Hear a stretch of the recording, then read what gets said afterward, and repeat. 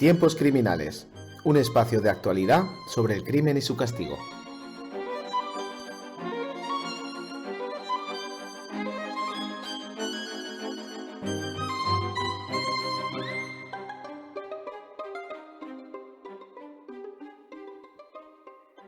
Bienvenidas y bienvenidos al programa Tiempos Criminales, un espacio de actualidad sobre el crimen y su castigo. Dado que hoy grabamos nuestro primer programa, y con permiso de quienes me acompañan, explicaré brevemente cómo se desarrollará este y los sucesivos programas.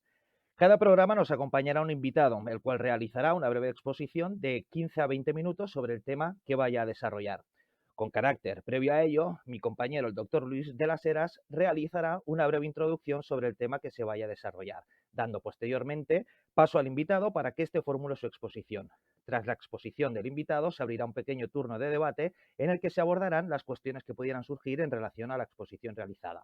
Y así, sin mayores preámbulos, me complace presentar a nuestra invitada de hoy, la doctora Paz Lloria, profesora titular de la Universidad de Valencia y que hoy nos hablará sobre su última obra publicada, Violencia sobre la mujer en el siglo XXI, violencia de control y nuevas tecnologías, habitualidad, sexting y stalking. Así que con esta breve introducción doy la palabra a mi compañero Luis de las Heras para que realice su introducción. Bueno, muchas gracias, Víctor, por tan fantástica presentación. Yo únicamente quiero añadir, aunque voy a ser quizá más informal que tú, que Paz, además de lo que le has presentado, pues hace bastantes años ya, pues además de todo lo que has dicho, fue mi profesora también, junto con el profesor Boix, de parte general y una de las mejores profesoras que tuve durante la carrera. Más allá de esta que acabo de decir, pues bueno, simplemente para no caer en un bis in idem y repetir lo que ya escribí sobre el libro de Paz, Violencia sobre la mujer en el siglo XXI para Iberconnect, me basta decir simplemente, para que nuestros oyentes sepan ante quiénes estamos, que todo aquel que quiera investigar o quiera escribir o quiera saber sobre el estado de la cuestión de la violencia sobre la mujer, acudir a las investigaciones de la profesora Lloria es de obligado compromiso. Y ahora simplemente voy a coger el guante de algo que me parece interesantísimo que dice en la propia sinopsis del libro, que es que con su trabajo de investigación pretende explicar el cambio social y normativo para concluir cómo se llega a la idea de castigo en el ámbito de la violencia sobre la mujer. Y creo que de la política criminal se puede decir algo aparentemente contradictorio y bastante gráfico, y es que la política criminal está muerta, pero que este muerto está muy vivo. Y me explico. La política criminal está muerta, al menos desde la concepción iluminista del derecho penal basada en los grandes principios garantistas y de prudencia. Y me explico. Al final, el qué castigar y con qué pena, es decir, las reglas sociales, es algo sobre el que todos tenemos nuestra opinión. Puede gustar más, puede gustar menos, pero qué normas penales han de existir es algo que interesa a todos. Y por ello siempre he dicho que la política criminal se basa en convencer al final al votante para que los partidos políticos puedan vencer en las votaciones parlamentarias para aprobar leyes penales. Y he dicho además que la política criminal está muy viva, porque he perdido la cuenta en los últimos 20 años de las reformas del Código Penal que hemos tenido, pero si no me falla la memoria, han sido en 2002, 2003, 10, 12, 15, 19 y 21. Y si algo caracteriza todas las reformas que hemos ido teniendo en los últimos 20 años, es que se ha aumentado el catálogo de delitos, incluso para la criminalización de ideas, han aumentado las penas y se utiliza el derecho penal para hacer campaña política. Con estos ingredientes que a mi juicio hacen claudicar el derecho penal mínimo, la profesora Paz Lloria nos explicará las nuevas formas de represión y si a su juicio son necesarias o no son necesarias y cómo debemos interpretarlas desde un prisma garantista, ello en conexión con la necesidad indiscutible de reprimir y castigar las conductas de violencia sobre la mujer. Además, como dos notas características, en el afán legislador es la expansión del uso de adverbios como puede ser el gravemente, que lo encontramos precisamente en el artículo 197.7, incluyendo una cláusula de salvaguarda del tipo que al decirse que se castigará cuando la lesión de la intimidad sea grave, menoscabe gravemente, dice el tipo, o en el stalking del 172 ter, cuando también se exige que se afecte gravemente al desarrollo de la vida cotidiana. Precisamente por ello, se hace más necesario que nunca que la profesora Paz nos explique, nos diga cómo debemos interpretar y cómo debemos, a la luz de esos principios, pues comprender esos tipos penales. Y sin más disquisiciones, cedo la palabra a la profesora Paz para que nos alumbre y nos diga pues el estado de la cuestión sobre todos estos tipos de delitos. Bueno, pues buenas tardes y caray, estoy abrumada de verdad por las palabras de mis compañeros que, como pueden imaginar, no obedecen más que al cariño y a la amistad y que, bueno, en el fondo pues son un tanto exageradas. Y yo las agradezco mucho, ¿no? Las agradezco mucho porque, bueno, las muestras de afecto y de consideración pues no son habituales y siempre sientan muy bien. Me han encomendado además una tarea que es muy grata, que es dar comienzo a una serie de programas mediante este formato de podcast que me parece súper interesante. Entonces, lo primero que quiero hacer es agradecer que me hayan permitido inaugurar, ¿no? Ser la primera, no la primera mujer, sino la primera mujer y hombre que interviene en este espacio, que me parece que va a ser un espacio de encuentro, de reflexión y de aprendizaje para todos y todas los que podamos pasar por aquí y podamos escuchar al resto de compañeros. Entonces, lo primero que quiero hacer es darles las gracias y lo segundo, felicitarles por una idea tan fantástica en un momento en el que, bueno, la tecnología está a nuestra disposición, no solo para cosas malas, sino también para cosas fantásticas como esta. Y el título, lo de tiempos criminales, me parece fantástico, de verdad. Y se lo quiero agradecer tanto a Víctor Muñoz como a Luis de las Heras, a los que admiro mucho, de los que aprendo mucho y a los que también dispenso un gran afecto.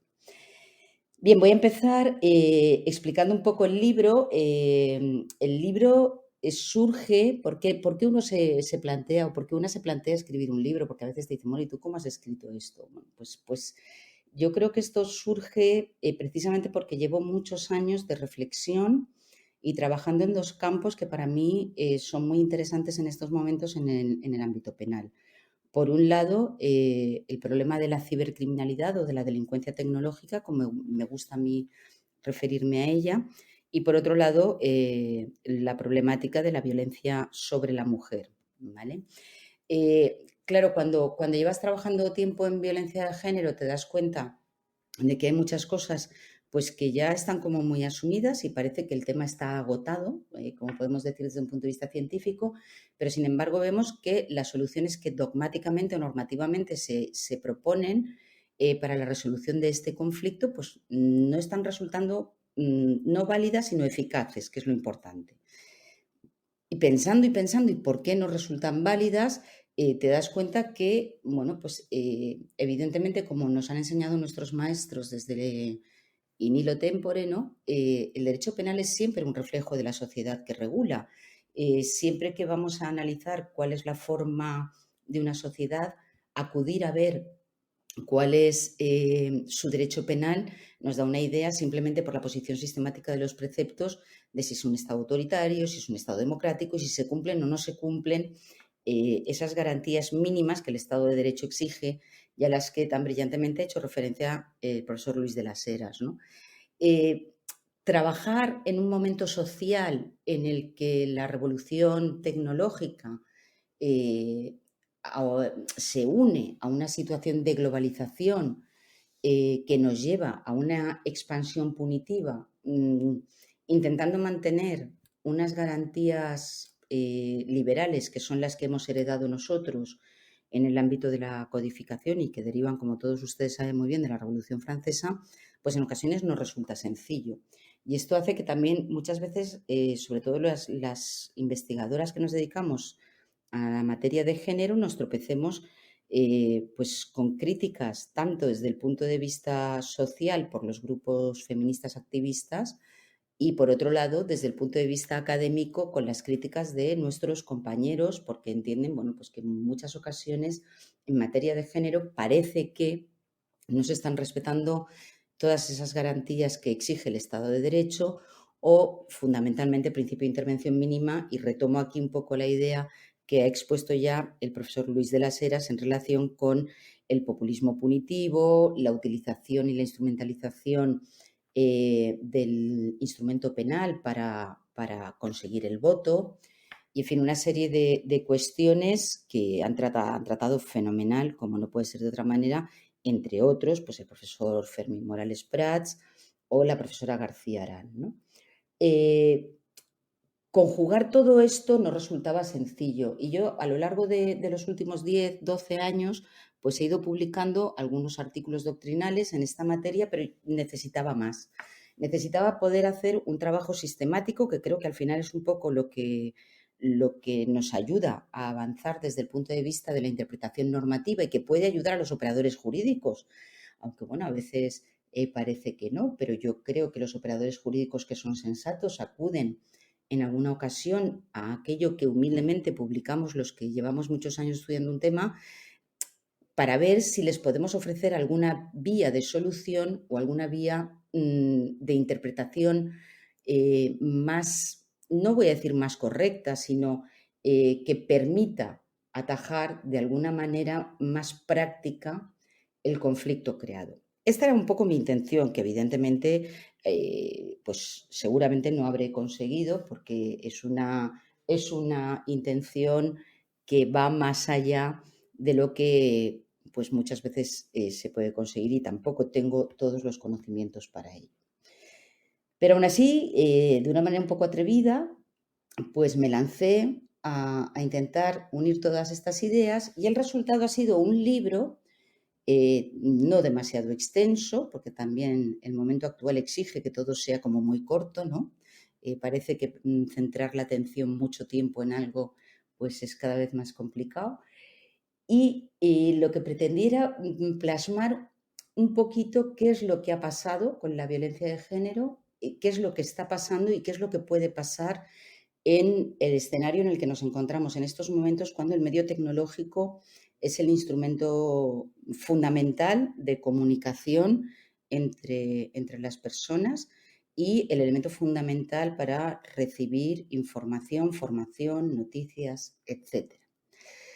Claro, lo primero que yo me tenía que plantear es que ¿por qué hablamos de violencia de género cuando desde la doctrina penal entendemos que la violencia normativamente solamente puede ser la vis física, ¿no? La violencia supone el ejercicio de una violencia física, de un contacto físico, una lesión, una agresión, y por qué se ha generalizado el término violencia.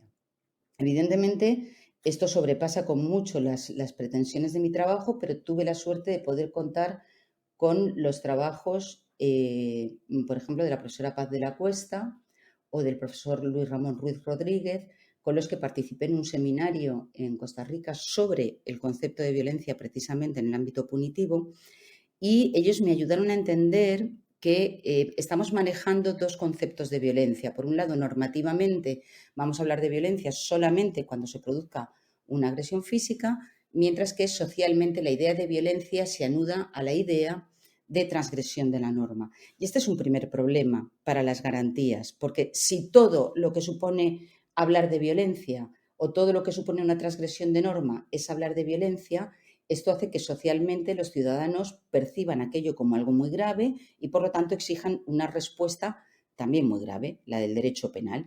Y esto, efectivamente, como ha adelantado el profesor de las Heras, lo que hace es que los distintos partidos políticos utilicen esa petición de más derecho penal y de más penas con la intención de ganar votos, porque la legislación penal, la normativa penal sale muy barata, y aunque luego no se consigan los resultados, bueno, pues ellos ya han propuesto una solución. Evidentemente, mi idea sería que no se hablara de violencia de género o de violencia económica o de violencia sexual, porque no todos los atentados que reciben las mujeres por el hecho de ser mujeres son atentados violentos en el sentido normativo. Sin embargo, para facilitar las cosas y poder comprendernos, porque el lenguaje al final nos lleva o nos sirve para esto, bueno, decidí mantener la terminología, pero que quede clara esta primera distinción. La segunda idea era ver, bueno, estos delitos que aparecen en este nuevo espacio con este nuevo instrumento, ¿son de verdad delitos de violencia de género en este sentido social no normativo? Y si lo son, ¿era necesario castigarlos o era necesario castigarlos como se han castigado? Bien, para ello lo primero que teníamos que aclarar es qué se entendía por violencia de género, ¿no? Y hacer un repaso. Entonces hay un capítulo que está dedicado a analizar un poco cómo ha evolucionado el concepto de violencia doméstica, violencia familiar, violencia de género, violencia sobre la mujer o violencia machista a lo largo de los años desde el Código del 89, desde la reforma del 89, que es cuando por primera vez se introduce el castigo del maltrato habitual en el ámbito familiar. Y es importante también en un momento de negacionismo en el que parece que no se puede hablar en determinados sectores de violencia sobre la mujer o de violencia de género porque se identifica esta exclusivamente con lo que es la violencia intrafamiliar y además con la violencia física, con la violencia de verdad, la que conocemos normativamente, cuando esto no es así. Es decir, la violencia que sufrimos las mujeres por el hecho de ser mujeres, es decir, la violencia que nace de la discriminación por estar en una posición que tradicionalmente ha sido de sometimiento al varón, es una violencia que ha de diferenciarse de la intrafamiliar, lo cual no significa que no exista la intrafamiliar, claro que existe, pero se castiga de otra manera porque obedece a otras causas. Y una vez que se ha clarificado esto y que efectivamente desde el punto de vista social hay una desconsideración bastante importante ya hacia la violencia física, fíjense que ya no se oye mucho y jurisprudencialmente sí que hay muchas sentencias todavía, pero no son tantas como hace 10 años o 15 años, la idea de las lesiones, de las palizas. ¿Por qué? Pues porque socialmente ya hemos hecho una labor en la que la violencia física ha quedado desterrada del ámbito de la adecuación social, porque ya no se entiende que el hombre tenga esa potestad de corregir a su esposa mediante el castigo físico, porque tampoco entendemos que esa potestad, ese jus corrigendi que teníamos los progenitores sobre los hijos e hijas, tampoco se permite ya que sea mediante el castigo físico. Es decir, hay una desconsideración social hacia el castigo físico, acabado el jus corrigendi también del varón sobre la mujer. Esto ya parece que está más o menos controlado, salvo que lleguemos a la violencia máxima, que es el feminicidio, el asesinato o el homicidio, pero esos casos obedecen a otras situaciones, ¿no? Y además, como muy bien ha explicado el profesor Fernández Teruelo, se trata de supuestos de sujetos que normalmente son inasequibles a la norma y en los que no voy a entrar porque no son objeto de este trabajo. Dicho esto, la cuestión es la siguiente. Hemos sufrido avances, o hemos tenido, mejor que sufrido, hemos tenido avances, por supuesto, en igualdad formal, que existe ahí, hemos tenido algunos avances en igualdad material, pero, sin embargo, siguen existiendo supuestos de violencia sobre la mujer, en un momento en el que parece que deberíamos haber avanzado muchísimo en esta materia. ¿Por qué ocurre esto? Y a partir de ahí es cuando nos podemos centrar en la idea de que el hombre que maltrata, no los hombres, a mí no me gusta hablar en general, sino del hombre que maltrata, el hombre que maltrata no maltrata porque sí. ¿Maltrata para qué? Para mantener el control. Esto es una idea que ya puso de manifiesto en su momento el profesor Miguel Lorente, ¿no? Maltrata para mantener el control y utiliza los instrumentos que necesita para mantener ese control. En un escenario como el actual, donde la digitalización y el uso de la tecnología está al alcance de todos y todas las ciudadanas y además debe ser así, luchamos contra la brecha digital y contra la dependencia digital y demás, evidentemente el medio tecnológico aparece como un instrumento de control fantástico. Es muy fácil manejar el instrumento tecnológico para controlar, en este caso, a las mujeres, que es el objeto de análisis. ¿Por qué? Pues porque hay una serie de factores dentro de la delincuencia tecnológica que hacen que, primero, los usuarios desconozcan muy bien cómo manejar el medio y eso hace que existan muchas lagunas de seguridad y muchos lugares por donde es posible que el ciudadano que está utilizando, la ciudadana que está utilizando la tecnología, pierda el control de sus datos, de sus imágenes, de su propio lugar de ubicación y que aquel que está interesado en lesionarlo obtenga ese tipo de información y, por tanto, es mucho más fácil que consiga controlarla. Si hacemos un repaso por la jurisprudencia, nos daremos cuenta que esta violencia de control a la que hacemos referencia, evidentemente, puede ser física, pero normalmente va a ser una violencia psicológica, entendiendo por violencia psicológica no aquella que supone hablar de lesiones psíquicas, porque si hablamos de lesiones psíquicas, al final estamos hablando también de una violencia que tiene que ver más con el bien jurídico salud que con otros bienes jurídicos, como puedan ser la integridad moral, la libertad en la toma de decisiones o la libertad en la ejecución de la decisión ya adoptada, por ejemplo, o la intimidad, por ejemplo, o la dignidad. Y hablamos entonces de violencia psicológica como una violencia que tiene más que ver con esa posibilidad de hacer cambiar la toma de decisiones de la mujer que con la violencia física con la que obligamos también a que cambie la toma de decisión. Es decir, hablamos ya no de una vis física como en la violencia física, sino de una vis compulsiva como podríamos hablar, por ejemplo, en la intimidación. Esta violencia psicológica se genera normalmente mediante acciones de control a las que la jurisprudencia, como decía, ha ido haciendo referencia a lo largo de los años, sobre todo en materia del delito de maltrato habitual. En materia del delito de maltrato habitual, que se regula en el artículo 173.2, como todos ustedes saben, es frecuente encontrar resoluciones judiciales en las que el ponente hace referencia precisamente a que un día hizo no sé qué, otro día el agresor hizo no sé cuántos, otro día hizo no sé más, sobre la esposa, sobre los hijos, con la finalidad de ¿qué? De ejercer su autoritas, de mantener el control, de que todo el mundo haga lo que él quiere, creando un clima de terror.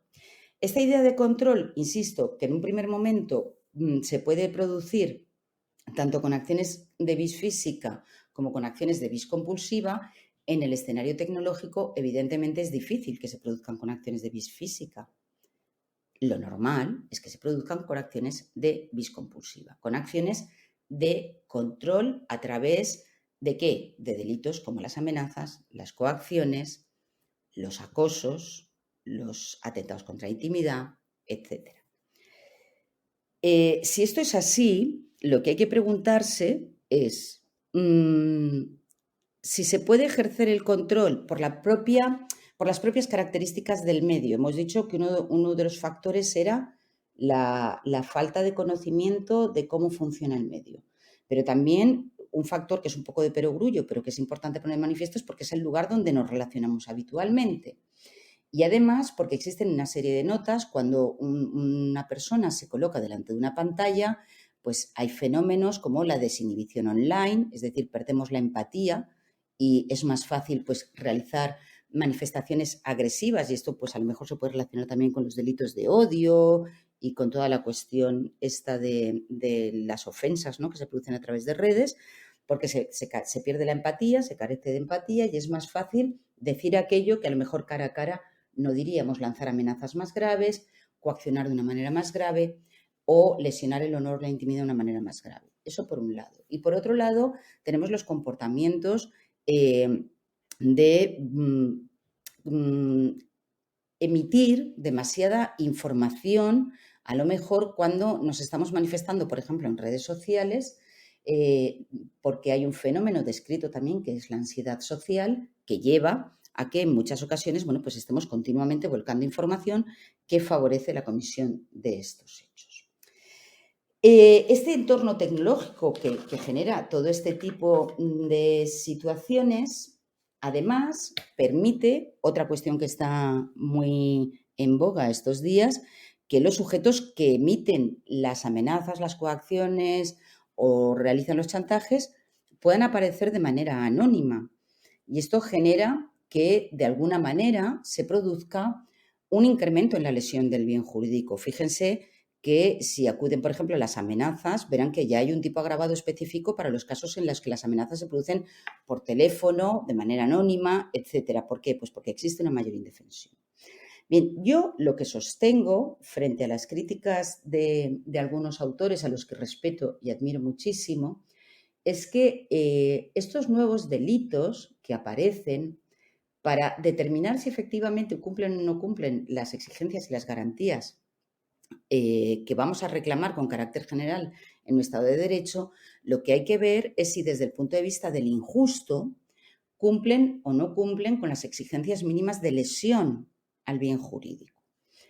Y si atendemos a esos criterios que les decía, o a esos rasgos que caracterizan a los delitos que se producen a través del entorno tecnológico, bien sea en el espacio virtual o bien por la utilización del instrumento tecnológico, nos vamos a dar cuenta que tanto el anonimato como, por ejemplo, la viralidad, que es otra de las características de los delitos tecnológicos, como la dificultad en la persecución, son elementos que nos hacen pensar que se produce un incremento en la lesión del bien jurídico cuando el mismo bien jurídico, pongamos por ejemplo la intimidad, se ve atacado en el ámbito virtual frente a la lesión que sufriría esa misma acción o ese bien jurídico por la misma acción en el entorno analógico.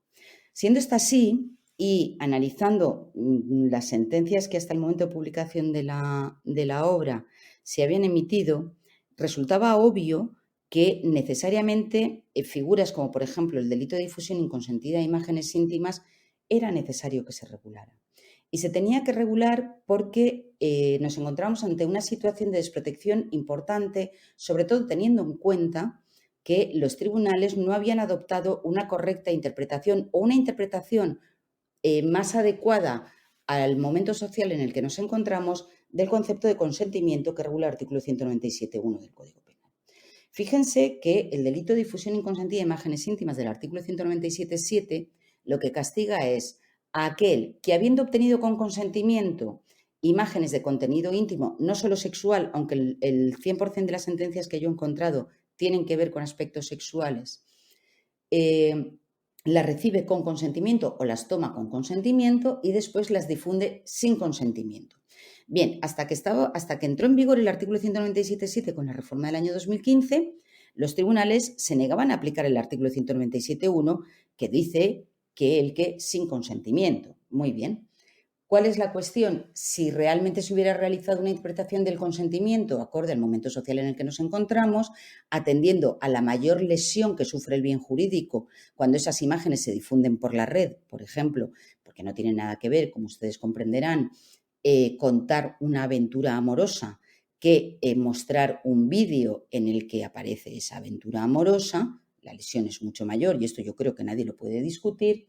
Si se hubiera adoptado una interpretación, vuelvo a la idea del consentimiento, en la que se dijera, mire usted, el consentimiento que se emitió para la toma de esa imagen fue un consentimiento solo para el disfrute de esa persona, pero nunca fue un consentimiento extensivo que autorizaba a su difusión, desde luego, pues a lo mejor no hubiera hecho falta regular el 197.7, que por cierto carece de un montón de cuestiones que serían esenciales y posee muchísimas deficiencias técnicas, ¿no? Desde el concepto de domicilio, el lugar apartado de la vista de terceros, etcétera, en lo que estoy completamente de acuerdo con el profesor de las Heras.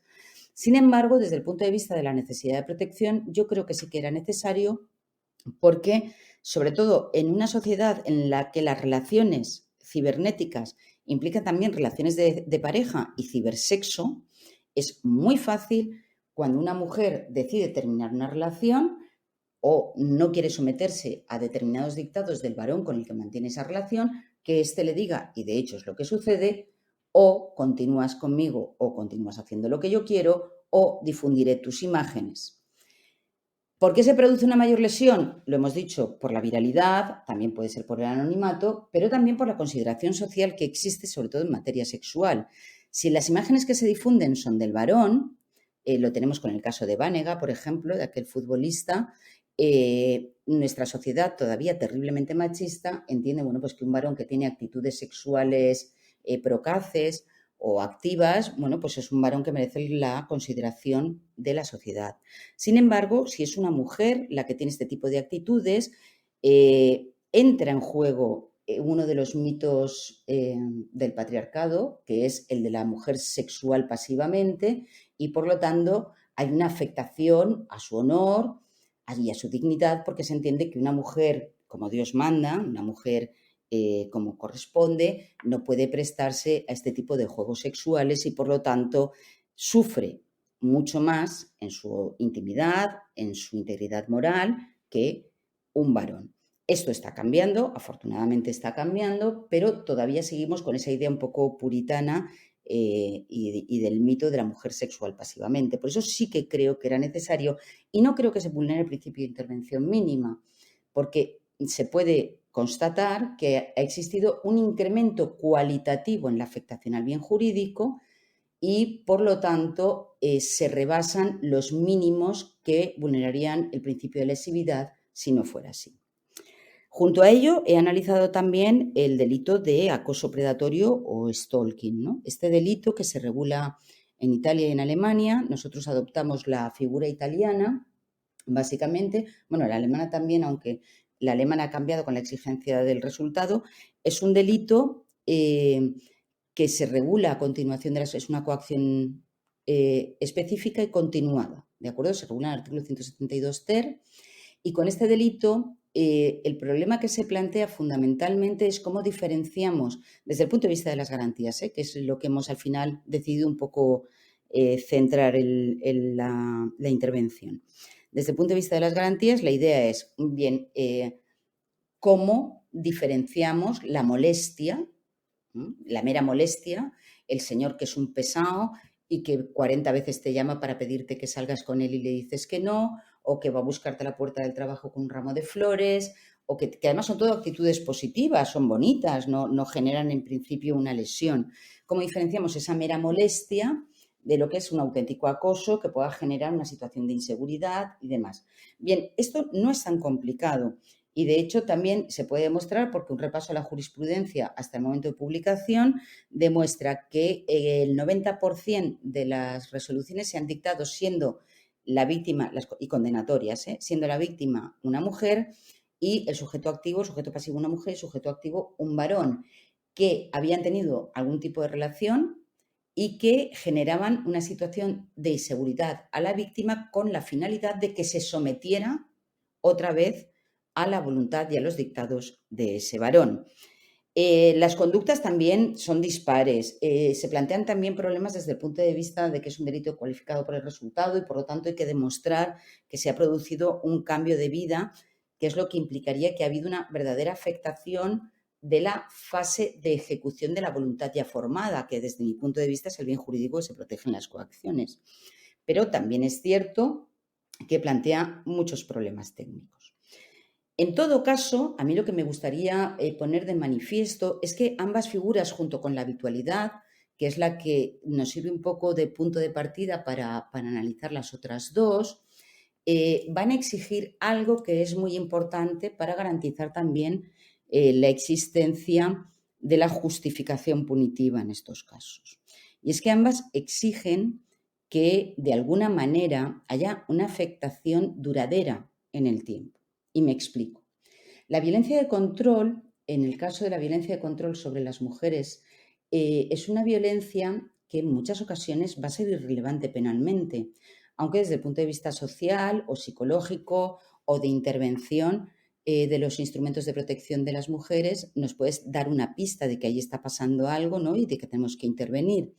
Pero fíjense que en la mayoría de ocasiones van a ser actuaciones irrelevantes penalmente, ¿no? Las peticiones por amor, pues por favor no vayas hoy con tus amigas, por favor déjate la natación porque entonces todos los jueves te vas 3 horas y yo no puedo estar contigo.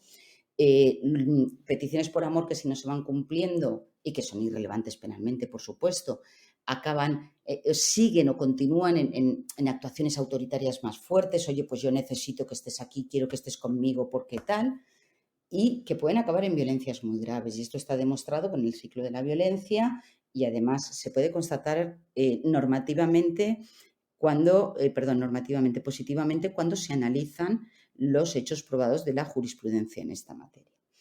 Pero el hecho de que un acto aislado no genere la necesidad de intervención punitiva, lo que pone de manifiesto es que la mayoría de estas actuaciones, que normalmente no serán muy graves, si se producen de manera reiterada, y por eso de ahí la habitualidad, por ejemplo, que se exige en el acoso, van a producir precisamente los efectos que produce el delito habitual. El delito habitual, una acción no es delictiva, 2 acciones no son delictivas, pero cuando se va reiterando, ese golpecito que se le va dando a la pelota, que es el bien jurídico, va haciendo una muesca que acaba superando el principio de intervención mínima y existe ya suficiente lesividad y, por lo tanto, bastante contenido injusto para castigar.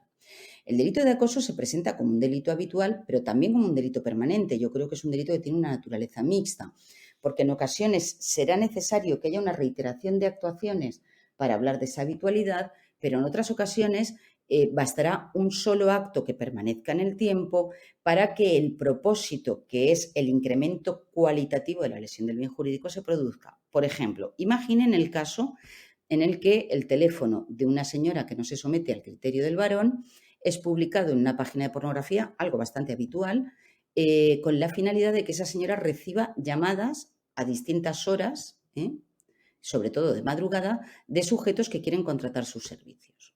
Bien, mientras que no se consiga descolgar ese teléfono, una sola acción del acosador va a producir una serie de resultados que van a afectar a la voluntad de ejecución de la decisión ya tomada de la mujer y pueden hacer cambiar su modo de vida.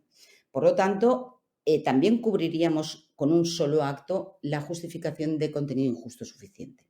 En cuanto al sexting, piensen que la mayoría de las acciones de difusión de imágenes se van a producir a través del medio tecnológico y eso implica la viralidad. La viralidad implica permanencia, porque por mucho que la Agencia de Protección de Datos tenga este canal que es maravilloso, en virtud del cual puedes pedir que descuelguen la imagen inmediatamente, ustedes saben que la forma de actuar de los buscadores es como de araña y, por lo tanto, técnicamente el derecho al olvido es impracticable en muchas ocasiones. Precisamente por ello, una sola acción puede generar una situación permanente, sobre todo si esa acción implica que haya una redifusión de imágenes no contempladas dentro del tipo penal o que se coloquen en un sitio donde sea difícil acabar con ellas. En fin, son muchas las cuestiones que podríamos seguir tratando, pero creo que estoy abusando de su paciencia. Yo considero de verdad que estas acciones sí que había que castigarlas. Lo que creo es que técnicamente son deficientes y que probablemente fueran merecedoras de una mayor reflexión y que, por supuesto, tenemos que trabajar mucho todavía y sobre todo en el ámbito de los delitos tecnológicos con cuestiones como la autoría y la participación o con cuestiones que tienen que ver con la exigencia de cualificaciones por el resultado.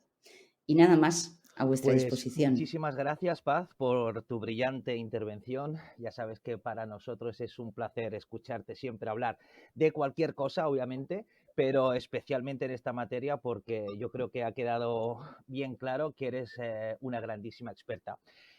Abrimos el turno de coloquio y debate y para iniciar el mismo yo simplemente una reflexión quería trasladar a Paz y Luis, especialmente a Paz, y es la siguiente, ¿no? Yo desde la perspectiva práctica me he encontrado y me encuentro que los delitos que hemos abordado, en este caso bien el stalking incluso, y también el sexting, ¿no? Se producen sobre todo en chicos muy jóvenes, ¿no? Es decir, en responsabilidad penal de menores, que podríamos decir. Entonces, en este caso yo quería preguntar a Paz, hablábamos antes del resultado, y es lo siguiente, ¿son correctas las políticas educativas que estamos llevando a cabo o cuáles serían en su caso las propuestas que tú formularías desde el plano de la política educativa previa a la intervención del derecho penal? Porque a la vista de los resultados yo personalmente me encuentro con que, por desgracia, son innumerables las conductas delictivas que se producen en el seno de los menores, ¿no? Y esa sería un poco la pregunta, realmente si las políticas educativas que estamos llevando a cabo son correctas o, por el contrario, deberíamos mejorarlas. Bueno, yo creo que, por un lado, efectivamente, estas conductas se producen mucho entre menores, pero no solo entre menores. Esto también quiero dejarlo claro, porque hubo uno de los primeros compañeros que se dedicó a trabajar este tema, yo lo pude escuchar en una conferencia, diciendo que, bueno, que esto solo pasaba en parejas que eran esporádicas y en gente muy joven. No es así, esa no es la realidad. El cibersexo es una práctica sexual como otra cualquiera y también ocurre entre parejas de adultos, parejas estables y matrimonios que se rompen, ¿vale? Eso es lo primero. Y lo segundo es que efectivamente hay que cambiar nuestra política educativa, pero hay que cambiarla no solo en relación con el sexting, sino yo creo que es una cuestión de educar en valores. Es una cuestión de educar en valores y en respeto y sobre todo en no poner el foco continuamente en el sujeto pasivo, es decir, en la víctima. Yo he escuchado muchas charlas, sobre todo de policía, que va a formar a los coles, la policía va a formar, y decir que, bueno, lo que tenéis que hacer es no haceros fotos desnudas o fotos en actitud sexual explícita, porque pasa esto. Hombre, no, lo que hay que hacer es decir, no tenéis que vulnerar la confianza que se ha depositado en vosotros cuando mantenéis una relación con una compañera, con una amiga, con una mujer, y lo que hay que hacer es respetar esa intimidad compartida, y lo que hay que hacer es respetar el derecho a mantener esto en el ámbito de esa relación que se ha establecido. Yo creo que la primera idea es que hay que educar, pero hay que educar en valores, y esto nos serviría no solo para el sexting, sino que nos serviría para otras cosas.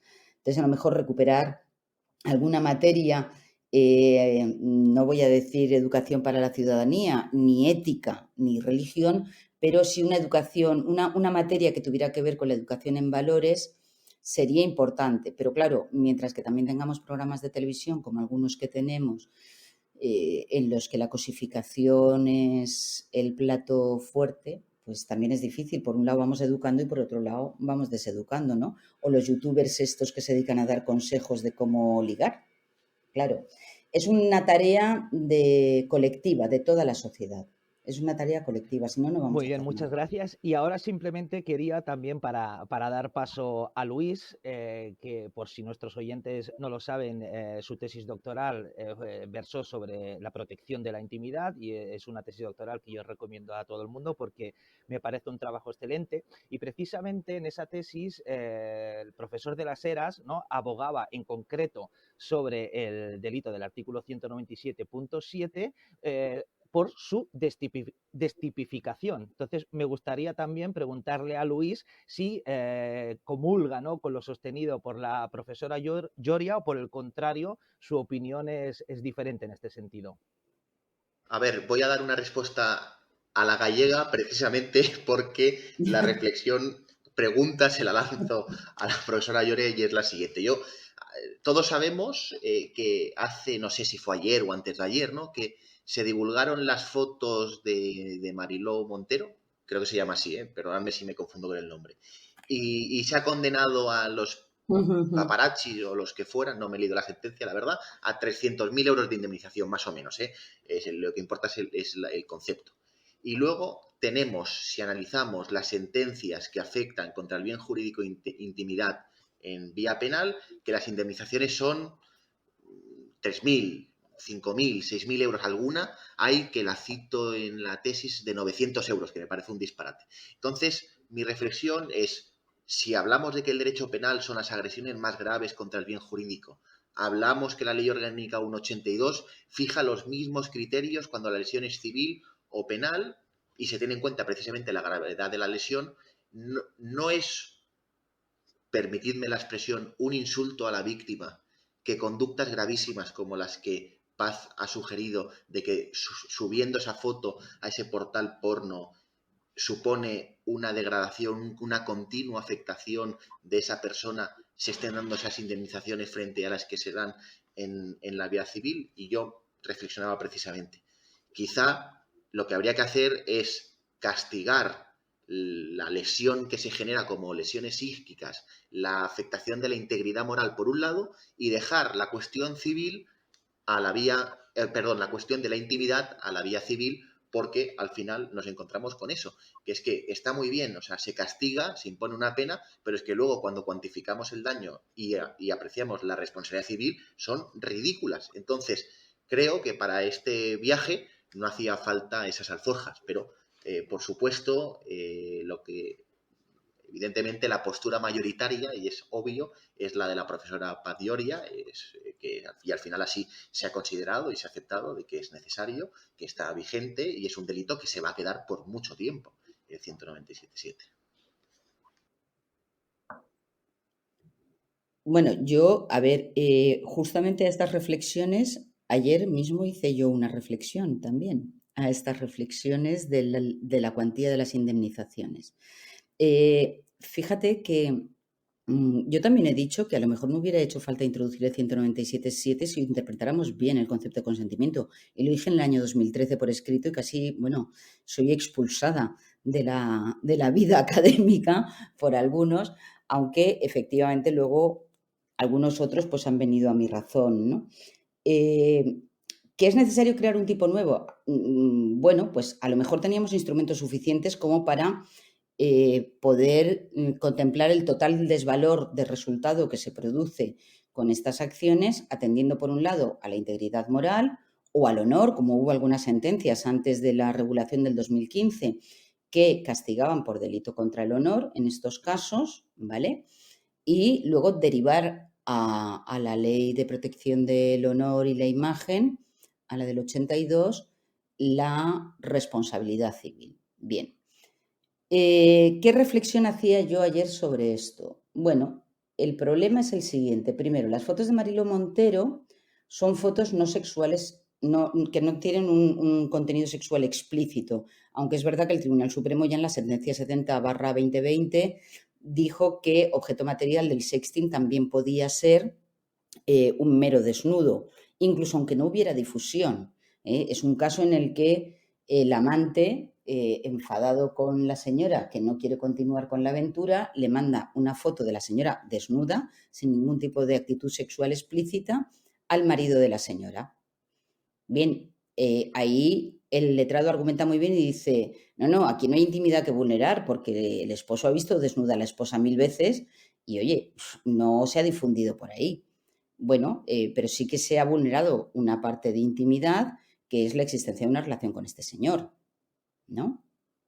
Quiero decir que la intimidad no deja de vulnerarse también en algunos casos. En el caso de Mariló Montero se afecta a la imagen, se afecta a la intimidad, pero no hay una situación como suele haber en los casos de difusión inconsentida de imágenes íntimas, en lo que se quiere es conseguir un cambio en la toma de decisiones de la mujer a la que primero se amenaza y después efectivamente se cumple la amenaza de difundir las imágenes. Es decir, vuelve conmigo o ten este tipo de relación sexual conmigo o deja a tu marido o haz no sé qué.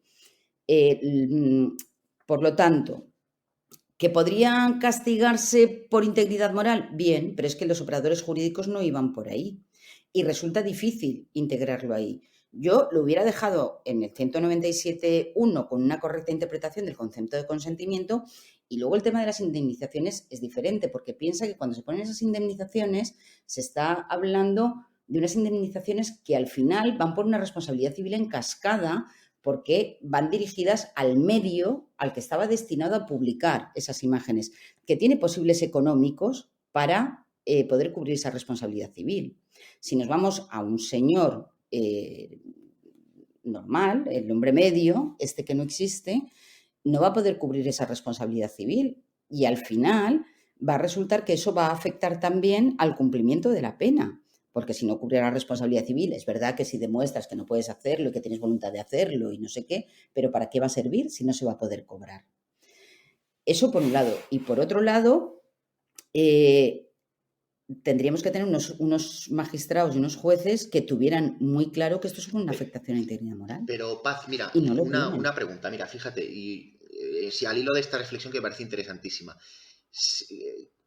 qué respuesta se le puede dar por parte de los estudiosos del derecho penal, de los que nos dedicamos a esto, si por ejemplo una víctima, una foto de carácter sexual explícito acaba porque se quiebra esa confianza y la difunde en el contexto que tú lo has dicho y la sube a un portal y la ve todo el mundo, en que es una imagen dura que afecta gravemente a la intimidad, y se fija una indemnización de 3.000, 6.000 euros, en cambio, por el topless de Mariló se fija 300.000, y dice la víctima, ¿y por qué a mí solo se tiene que cuantificar mi indemnización en 3.000 euros cuando lo que yo estoy sufriendo, la gravedad de la imagen, la reprochabilidad por el hecho es mucho mayor grave para todo el mundo? Pues porque precisamente la pena también implica reparación, de Sí, alguna sí. manera. Entonces, y ojo, la víctima tiene posibilidad de elegir también.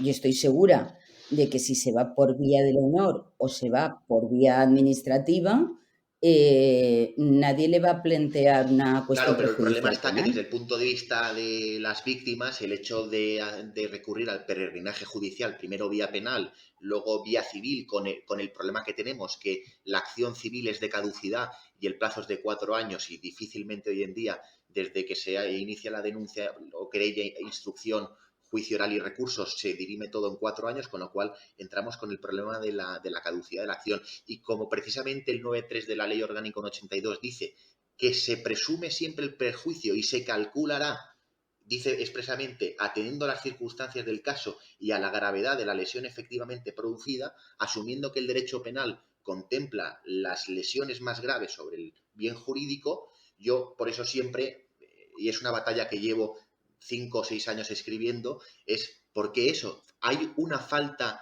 de concienciación en los magistrados de la jurisdicción penal sobre cómo reparar las conductas que afectan al bien jurídico, intimidad y honor.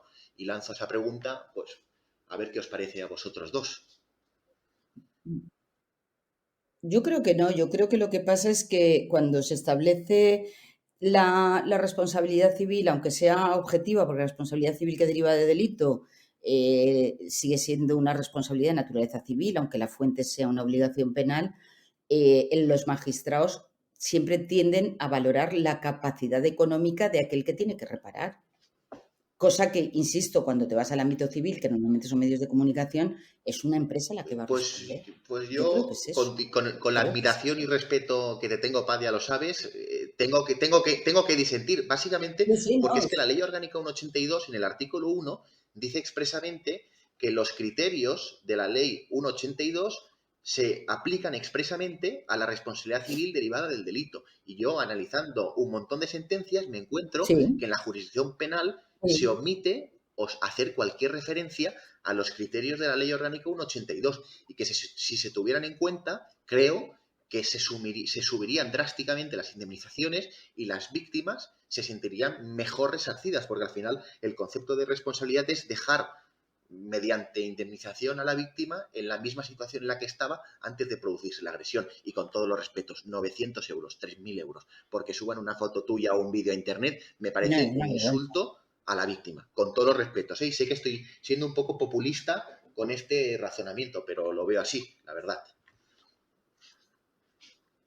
No, yo ahí estoy de acuerdo contigo. O sea, estoy de acuerdo contigo y vamos, ojalá. Lo que ocurre es que también hay que ser un poco realista. A ver quién puede pagar ese Sí, tipo no, de no, desde luego, indemnizaciones, ¿no? desde luego. Claro, no sé si puede ser más frustrante. Eh, y además, en teoría, la cosa sería, bueno, si esto es así, ¿para qué tenemos el penal? Nos vamos todos al civil, ¿no? Porque creo que esa es un poco tu idea. Vamos a acabar con el delito y que se vaya todo por vía civil. Bueno, pues la víctima se encontraría con una indemnización de 350.000 euros que nunca va a cobrar y sin esa satisfacción que a mí, desde luego, no me gusta y no comparto, de que se haya impuesto una pena de prisión que incluso no se va a cumplir, pero la pena de banquillo es importante y sabemos que aunque el derecho penal no debería, o yo pienso que no debería tener una función promocional y una función simbólica, lo cierto es que la tiene, lo cierto es que la tiene. Y al final la víctima, con este concepto retribucionista puro, ¿no? De que pague, esta idea que nos venden tanto en los medios de comunicación, si la mandamos a la vía civil, no le damos protección penal, le damos una indemnización que no va a cobrar y encima el otro no tiene ni que hacer una suspensión de ejecución de condena, pues se nos queda muerta. Yo creo que si se le explica un poco lo que ocurre también con el concepto de pena y lo que supone que se imponga una pena desde el punto de vista penal y que además, por ejemplo, en los procesos de violencia de género nos puede llevar a situaciones en las que se puedan determinar hasta medidas cautelares respecto de lo que es el régimen de custodia y visitas, que también me parece duro, porque a lo mejor no tenemos que llegar ahí. Esta modificación del Código Civil que ha habido no la comparto para nada si ha de hacerse una aplicación automática, y aquí me la estoy jugando yo, ya verás cómo salgo escaldada. Pero yo creo que la disyuntiva penal civil la respondes tú. Si vamos a un tema de resarcimiento, nos vamos al civil. Pero si nos vamos a un tema de merecimiento de pena, de principio de intervención mínima y de que la pena también cumple una función reparadora, bueno, pues los más graves que se vayan al penal y los menos graves al civil, como ocurre, por ejemplo, en la propiedad intelectual o en las muertes imprudentes, sin ir más lejos tras la reforma del libro Sí, tercero sí, de sí, las no. Al faltas, ¿no? final son reflexiones No que lo quedan al sé, aire no y lo sé. que nuestros oyentes pues también tendrán las suyas y nos podrán compartir. Y yo ya por terminar, Paz, la última consideración que te quería hacer, que es un poco algo que incluso mi maestro Fermín Morales también ha planteado, y es, ¿tú crees que debe desplegar deberes o conductas positivas el confidente necesario? Me explico. Si alguien recibe esa imagen, Mm. tiene que desplegar algún tipo de conducta positiva, tiene que ser especialmente celoso por custodiar esa imagen, porque esa imagen no salga de su ámbito de protección, porque si no la despliega podría cometerse una difusión por... No quiero hablar de comisión por omisión porque me parecería una barbaridad plantear ese debate aquí y ahora, pero ¿crees que debe desplegar esas conductas Ujú. positivas? A ver, una cosa es el confidente necesario. Esta tesis del profesor Morales, a quien también sabes que admiro y respeto mucho, como a ti, por supuesto, porque eres el gran especialista en la materia. La idea del confidente necesario, si yo no la entiendo mal, tiene que ver con la necesidad de desplegar acciones positivas en relación con el segundo o ulteriores receptores de la imagen. Porque, claro, el primer receptor de la imagen conoce que el origen es consentido, pero sabe que esa imagen que recibe de manera consentida es solo para él.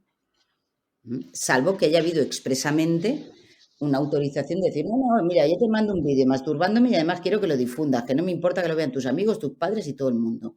Pero sabe, tiene conocimiento de que aquello forma parte de una intimidad compartida. ¿De acuerdo? Entonces, yo ahí sí que creo que hay un deber positivo de sigilo, pero como lo hay desde hace mucho tiempo en las doctrinas expuestas tanto por el Tribunal Constitucional como por el Tribunal Supremo en materia de intimidad compartida en el ámbito familiar. Quiero decir, no me parece nada descabellado trasladar esa idea de un deber de sigilo a aquel que recibe algo dentro de lo que es la intimidad de una relación de confianza, aunque sea la primera vez que tienen este tipo de relación. Si vamos a hablar de los posteriores difusores, yo ahí tengo más problemas, porque efectivamente yo creo que ahí le asiste la razón al profesor Morales y a ti y al profesor de las Heras. Creo que os asiste la razón en la medida de decir, bueno, oiga, es que si yo recibo una imagen de no sé quién, yo no sé si eso es consentido, no consentido, no conozco el origen ilícito, el ilícito, y no podemos establecer un deber de sigilo porque sería finalmente incriminar una cuestión que tendría más que ver con la moral y con la ética que con la lesión al bien jurídico. Ahora bien, dicho esto, sí que creo que habría que articular algún modo de sanción que pudiera contemplar, porque fíjate tú, yo sé que vosotros sois partidarios de que no haya ningún deber de sigilo, ¿vale? Pero yo entiendo que el primero debe tenerlo y además el precepto así lo dice. El primero no puede difundir si no tiene un consentimiento expreso para ello. Entonces, el problema es, si este se lo queda, se lo enseña a 3, es una cosa. Pero si este lo difunde, hombre, tiene conocimiento del incremento de lesión al bien jurídico y creo que eso no es discutible. Hay delitos tecnológicos, como por ejemplo el delito de daños informáticos, que prevé esa posibilidad de pluriparticipación no conocida, incluso imprudente. ¿Por qué no se puede hacer lo mismo aquí? Es decir, no se trata de tener un deber de sigilo, no ya para aquel que recibe en segundo, en tercero o en cuarto lugar, sino para aquel que recibiendo en primer lugar difunde a través de determinado medio porque así sabe que va a conseguir una Paz, mayor precisamente, lesión al al bien hilo de lo que jurídico. acabas de decir, que es interesante, ¿tú crees que debería configurarse, has aludido a la imprudencia, tomo el guante, ¿crees que debería configurarse un tipo imprudente Sí. del 197.7? No, Vale, vale. no, Es- no lo creo. No lo creo, no lo creo, no lo creo, me parece una barbaridad. Lo que sí que creo es que el desvalor del resultado puede ser distinto en atención a la acción de difusión que se emprenda y que ello debería ser tenido en cuenta a la hora de la determinación de la pena o incluso de la creación de un tipo agravado. Es decir, no es lo mismo valorativamente el que un sujeto le enseñe la foto a 4 amigos en un ámbito de presencialidad que cuelgue esa foto en su perfil de Twitter donde tiene 168.000 seguidores. Desde el punto de vista del injusto, yo creo que convendrás Efectivamente, estoy conmigo que no es completamente de acuerdo. igual. Es más, yo he ido evolucionando un poquitito, muy poquito, pero ya he dicho, bueno, va, el tipo básico lo dejamos fuera y entonces lo que es el tipo grabado, yo digo, pues que el tipo grabado hubiera sido el único ámbito de incriminación del 197. Bueno, ya me he salido del negacionismo absoluto y estoy ahora en esa tolerancia del tipo grabado, convertirlo en tipo básico y dejarlo ahí. Pero bueno, al final la política criminal tiene mucho ¿no? de gustos, de colores. Tu posición, por supuesto, es la mayoritaria, la dominante y, como he dicho, se quedará para muchos años el 197.7.